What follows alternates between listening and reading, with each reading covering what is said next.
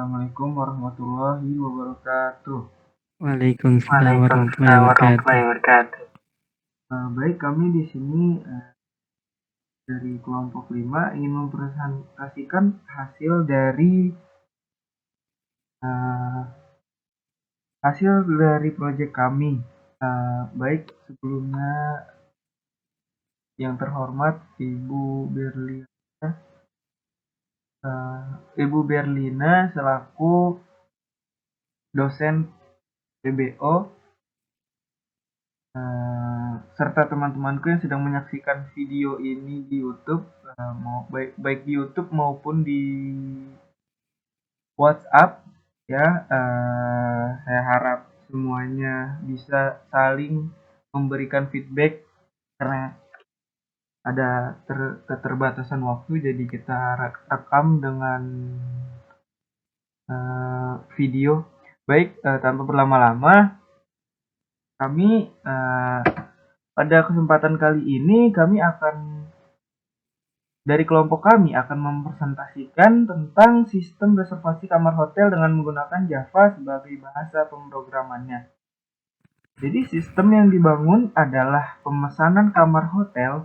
Selain itu, dapat mempermudah mencatat data tamu yang akan memesan kamar tersebut. Jadi kurang lebih dari aplikasi kami adalah penyimpanan check-in dan check-out serta input data kamar hotel dari mungkin berbagai hotel berbeda, dan aplikasi ini ditujukan untuk aplikasi administrasi karyawan serta untuk database penjualan dari kamar hotel tersebut. Jadi bukan untuk customer ya, Bu. Baik, lanjut. Apa itu Java? Java adalah bahasa pemrograman yang biasa digunakan untuk mengembangkan bagian back-end dari software, aplikasi Android, dan juga website. Java juga dikenal memiliki moto Write Once, Run Anywhere, yang artinya adalah Java mampu dijalankan di berbagai platform tanpa perlu disusun ulang menyesuaikan platformnya. Misalnya berjalan di Android, Linux, Windows, dan lainnya. Lalu aplikasi yang kami gunakan yang pertama ada XMPP. Pengertian XMPP adalah perangkat lunak berbasis web server yang bersifat open source serta mendukung dari berbagai sistem operasi baik Windows, Linux, atau Mac OS. XMPP digunakan sebagai standalone server berdiri sendiri atau biasa disebut dengan localhost. Hal tersebut memudahkan dalam proses pengeditan, desain, dan pengembangan aplikasi. Apa itu MySQL? MySQL adalah salah satu jenis database yang bersifat open source. Tentu banyak sekali untuk database selain MySQL sendiri. Tapi dalam pembuatan kali ini aplikasi MySQL yang kami pakai.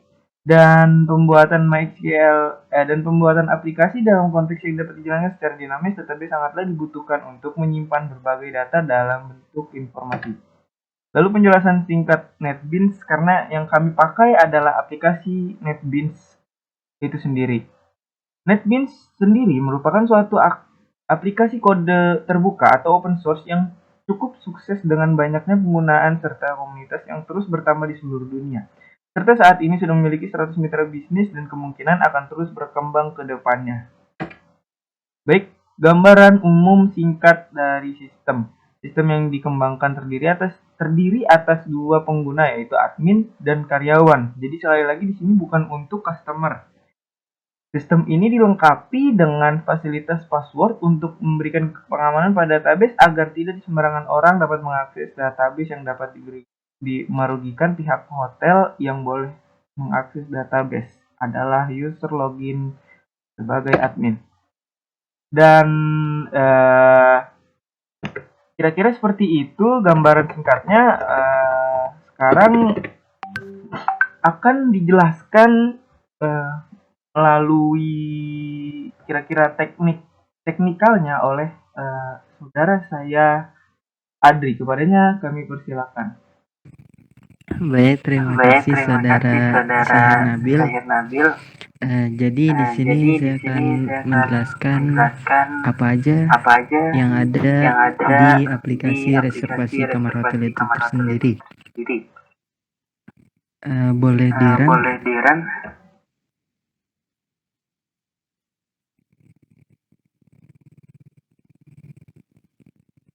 Ya, di sini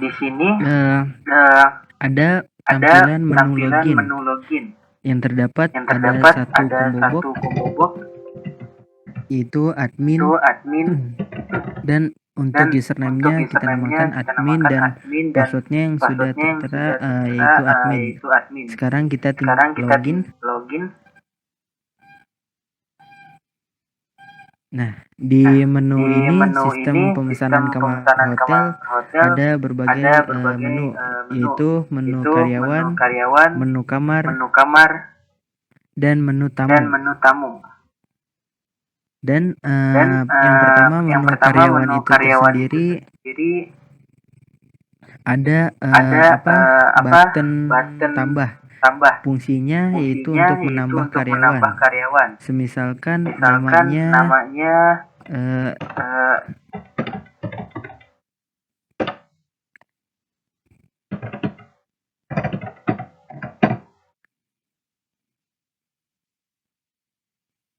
nah.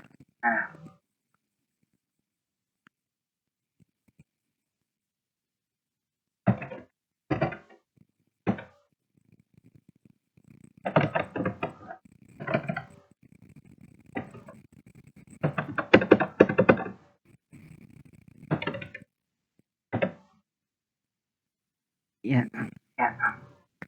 Setelah disimpan ada dialog message yaitu penyimpanan data berhasil. Kita tinggal oke. Dan untuk memunculkannya kita refresh.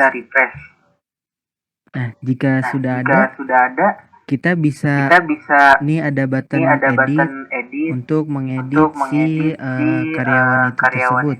Bisa untuk mengganti nomor telepon, alamat, jenis kelamin, dan lain-lainnya.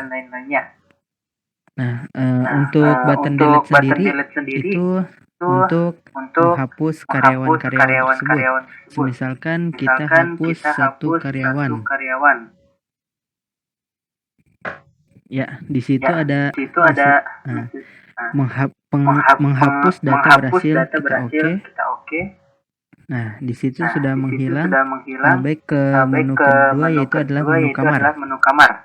Menu kamar itu tersendiri sama seperti menu karyawan tadi ada button tambah, edit, dan delete. Tambah kamar seperti tersebut.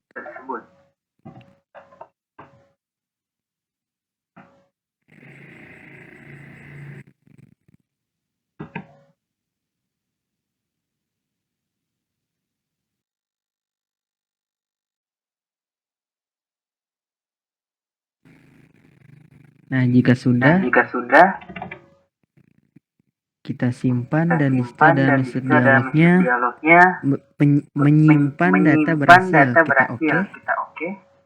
Nah, di situ kita refresh untuk memunculkan kamar yang telah kita tambah tadi. Nah, ini dia. Nah, di sini sama seperti menu karyawan yang tadi ada menu edit untuk mengubah tampilan kamar, harga, tipe kamar, nomor kamar, lantai, dan lain-lainnya. Nah, dan untuk menu delete, button delete ini untuk menghapus kamar. Misalkan kita hapus satu. Nah, di situ. Nah, tinggal kita yes. Kita oke. Nah, sudah menghapus data tersebut. Nah, untuk menu ketiganya yaitu menu tamu. Menu tamu ini sendiri di sini ada button check in, check out, dan history. Setiap tamu yang ingin check in, kita tinggal klik button check in. Nah, di sini kita tinggal pilih aja kamar tersebut. dengan kode yang sudah kita siapkan.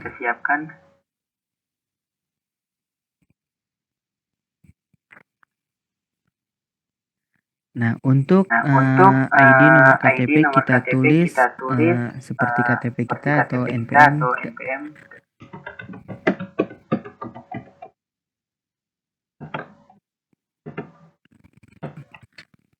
Jika sudah, kita tulis namanya.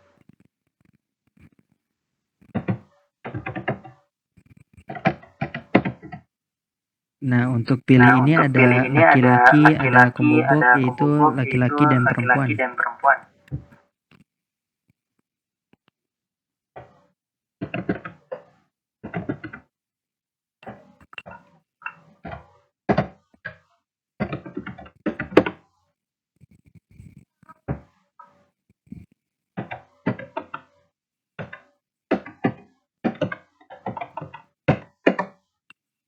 Nah, jika sudah kita oke. Dan check-in berhasil, kita oke. Nah, untuk memunculkannya kita refresh. Jika sudah bertambah, kalau misalkan tamu itu sendiri ingin check out, tinggal kita klik button check out. Kita pilih, kita klik button check out. Terus